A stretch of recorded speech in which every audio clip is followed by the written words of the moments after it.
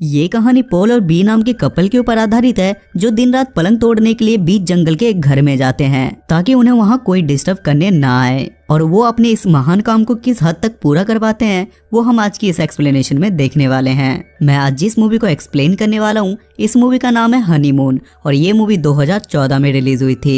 Movie के starting scene में हम पॉल और बी को देखते हैं जिनकी हाल ही में शादी हुई थी और वो दोनों मिलकर अपने हनीमून मनाने की तैयारी कर रहे थे, जहाँ वो दोनों डिसाइड करते हैं कि वो दोनों हनीमून मनाने के लिए बी के फैमिली कैंप में जाएंगे। वहाँ पहुँचते के साथ ही वो दोनों कैबिन एक्सप्लोर करने लगते हैं। अब उन दोनों के सब्र का इम्तिहान हो रहा था इसलिए रात होते के साथ ही वो दोनों एक दूसरे के साथ घवाघव करते हैं और घवाघव करने के बाद वो दोनों चैन से सो जाते हैं। उन दोनों के सोने के बाद उन दोनों के चेहरे पे एक सफेद लाइट पड़ती है, लेकिन वो दोनों इतनी गहरी नींद में थे कि उनका ध्यान इस पे बिल्कुल भी नहीं जाता। अगले दिन ब्रेकफास्ट के लिए वो दोनों केबिन के बगल वाले लेक पर जाके बोट से निकल जाते हैं और वापस आने पे वो दोनों एक साथ नहाते हैं और बाथ टब में ही घबाघब करने लगते हैं। जिसके बाद वो दोनों एक साथ केबिन के बाहर एक रेस्टोरेंट में जाते हैं, लेकिन रेस्टोरेंट का मालिक अंदर तोड़फोड़ कर रहा था, लेकिन वो इन दोनों के देखने के बाद कहता है कि तुम यहाँ से चले जाओ। तभी वो बी को पहचान लेता है और उससे बोलता है कि क्या तुमने मुझे पहचाना, जिस पर बी भी उसे पहचान लेती है। और वो बी का बचपन का दोस्त विल था और ये दोनों एक स्कूल में भी पढ़ते थे और कुछ टाइम पहले ये दोनों रिलेशन में भी थे। वो दोनों आपस में बात कर ही रहे थे तभी पीछे विल की वाइफ एनी आ जाती है और वो पॉल और बी को वहाँ से चले जाने के लिए बोलती है, लेकिन ये दोनों उसे कोई साइको समझते हैं और वहीं खाना खाने लग जाते हैं। रात में कैबिन वापस आने के बाद बी पॉल से बोलती है कि एनी ने जो कुछ भी कहा था वो बहुत अजीब था।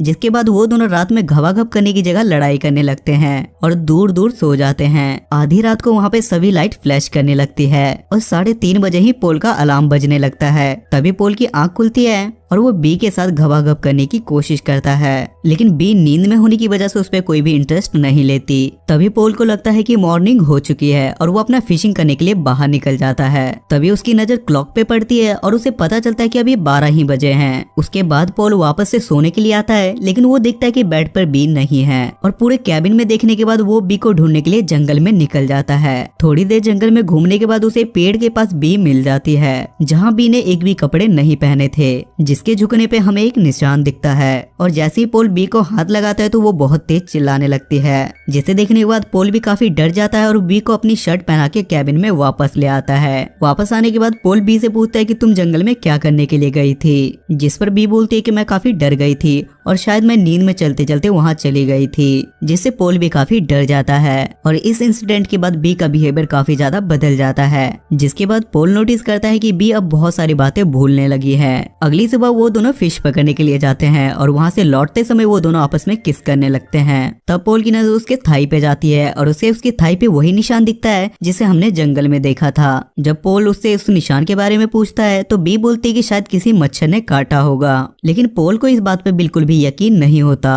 जिसके बाद पॉल उसी जगह पे जाता है जहाँ उसने बी को देखा था और उसे वहाँ बी की एक पुरानी ड्रेस फटी हुई हालत में मिलती है। जब वो उस ड्रेस को उठाता है तो वो देखता है कि उसमें कोई एक अजीब सी चिपचिपी सी चीज लगी हुई थी।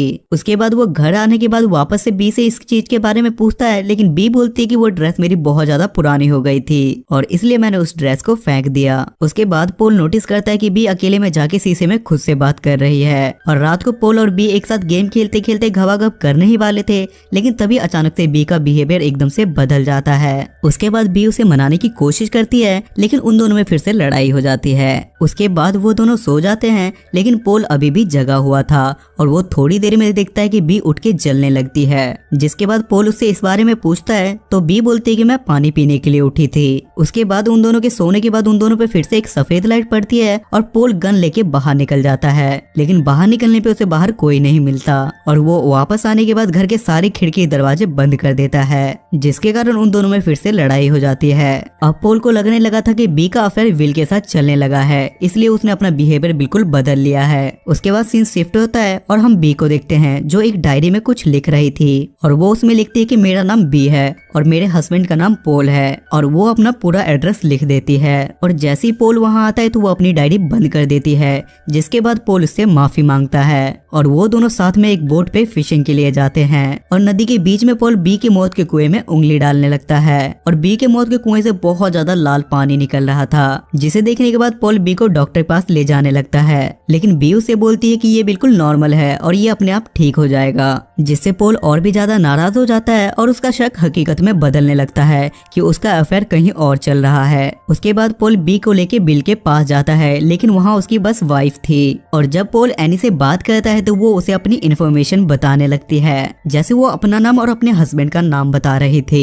जिसके बाद पोल वहाँ भी नोटिस करता है कि उसके मौत के कुएं से भी वैसा ही पानी निकल रहा था जैसे वो बी के कुएं से निकल रहा था। जिस पर पोल उससे बात करने की कोशिश करता है, लेकिन एनी उसका कोई जवाब नहीं देती और बोलती है कि हम यहाँ सेफ नहीं हैं, और वहाँ से चली जाती है। तभी पोल को पानी में विल की कैप मिलती है जिसमें खून लगा हुआ था, जिससे उसे लगता है कि विल की डेथ हो चुकी है। और वो चुपके से विल के घर में घुस जाता है और उसके घर में भी वैसी ही लाइट विलिंग कर रही थी। तब वो बिल के कंप्यूटर में सीसीटीवी फुटेज देख के वहाँ की छानबीन करने लगता है और वो वहाँ कुछ दिन पहले की रिकॉर्डिंग देखने लगता है। और वो देखता है कि एनी भी कुछ दिन पहले बी की तरह घर से निकली थी और उस सफेद लाइट का पीछा करने वाली रिकॉर्डिंग को देखने लगता है। लेकिन तभी वहाँ अचानक से कंप्यूटर बंद हो जाता है और पोल वहाँ से जल्दी से जाने लगता है। तभी पोल नोटिस करता है कि विंडो से एक परछाई उसे देख रही है और उसे बिल के पूरे घर में बस एक ही लेटर चिपका हुआ मिलता है जिसमें एनी और पोल की इन्फॉर्मेशन थी। और वो बी के पास आके बोलता है कि यहाँ कुछ भी ठीक नहीं है। जिसके बाद बी और पोल में फिर से बहस हो जाती है और पोल वहाँ से अकेले जाने का फैसला करता है, लेकिन उसे कार की चाबी कहीं नहीं मिलती। तभी उसे बी के बैग में वही डायरी मिलती है जो बी पोल से छुपा रही थी, जिससे पोल को एहसास होता है कि ये मेरी वाइफ नहीं है। और वो गुस्से में जाके बी से कुछ सवाल पूछने लगता है और बी बाथरूम में जाके खुद को बंद कर लेती है। जब पोल दरवाजा तोड़ के अंदर जाता है तो वो देखता है कि बी एक लकड़ी से अपने मौत के कुएं में अंदर बाहर कर रही है। जिसके बाद पोल उससे बात करने की कोशिश करता है और उसे बेड से बांध देता है। जिसके बाद वो बी से पूछता है कि हम पहली बार कब मिले, लेकिन उसे बहुत ही कम चीज याद थी। जिसे देखने के बाद पोल बी के मौत के कुएं में हाथ डाल देता है और वहां से एक बहुत अजीब सा क्रिएचर निकलता है। ये देखने के बाद पोल काफी डर चुका था, इसलिए वो बी को खोल देता है और वो वहां से बाहर आ जाता है। तब बी भी उसके पीछे पीछे जाती है और वो पोल से बताती कि उस रात वो सफेद लाइट का पीछा करते करते उस बीच जंगल में गई थी, क्योंकि उस सफेद लाइट ने उसे पोजेस कर लिया था। और बीच जंगल में पहुंचने के बाद उसे एक अजीब परछाई वाले लोग दिखे और उन लोगों ने मिलके एक अजीब से क्रिएचर को बी के अंदर डाल दिया था। और उसने बी से ये भी कहा था कि कुछ दिनों बाद वो उसे लेने के लिए आएंगे। बी ये सब कुछ चुपचाप इसलिए कर रही थी ताकि वो लोग पोल को कोई नुकसान ना पहुंचाए। तब पोल बी को समझाने की कोशिश करता है, लेकिन तभी वहाँ सफेद लाइट जलने लगती है और बी उसे बोलती है कि अब मुझे जाना होगा और वो पोल के सर पे मार के उसे बेहोश कर देती है। जब पोल की आंख खुलती है तो वो देखता है कि बी उसे बोट पे लेके कहीं जा रही है और तभी बी पोल से बोलती है कि तुम पानी के नीचे सेफ हो।